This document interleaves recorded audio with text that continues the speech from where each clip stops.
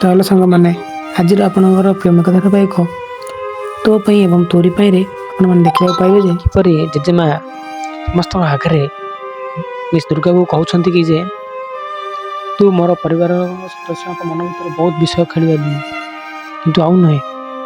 ଏବଂ ଏହାପରେ କହୁଛନ୍ତି କି ତୁ ଅନୁଜକୁ ନେଇ ସନ୍ଦେହ କରୁଥିଲୁ ନା।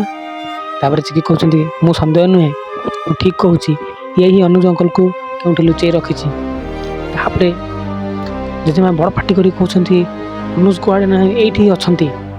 ଏବଂ ଏହାପରେ ଏହା ରୋହି ଶୁଣିଲା ପରେ କହୁଛନ୍ତି ବା ଲାଷ୍ଟ ବଲ୍ରେ ହିଁ ବୁଢ଼ୀ ଛକା ବାଡ଼ି ଦେଲୁ, ଆଇ ଲଭ୍ ୟୁ ବୁଢ଼ୀ। ଇ କହି ସେ ମନେ ମନେ ଭାବୁଥିବା ସମୟରେ ତାପରେ କହୁଛନ୍ତି ଦେଖ ସେପଟେ ଦେଖ। ଓ ସମସ୍ତ ପରିବାର ସଦସ୍ୟ ଯେତେବେଳେ ଗେଟ୍ ଆଡ଼େ ଦେଖୁଛନ୍ତି ତ ସେଠାରୁ ଦୁଇଟି ନର୍ସ ଅନୁଜ ଅଙ୍କଲକୁ ହ୍ୱିଲ୍ ଚେୟାରରେ ଧରି ଆଣୁଛନ୍ତି।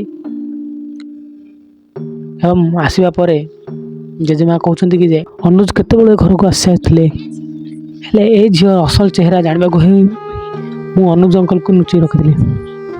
ଦୁର୍ଗା ମନେ ମନେ ଖୁସି ହେଲା ବେଳେ ହଠାତ୍ ରୋହି ତାଙ୍କୁ ଧକ୍କା ଦେଇ ଆଗକୁ ପାପା କହି ଚାଲିଗଲେ ଏବଂ ତାକୁ କୋଳେଇ ଧରି ସେଠାରେ ଅଭିନୟ କରୁଥିଲେ।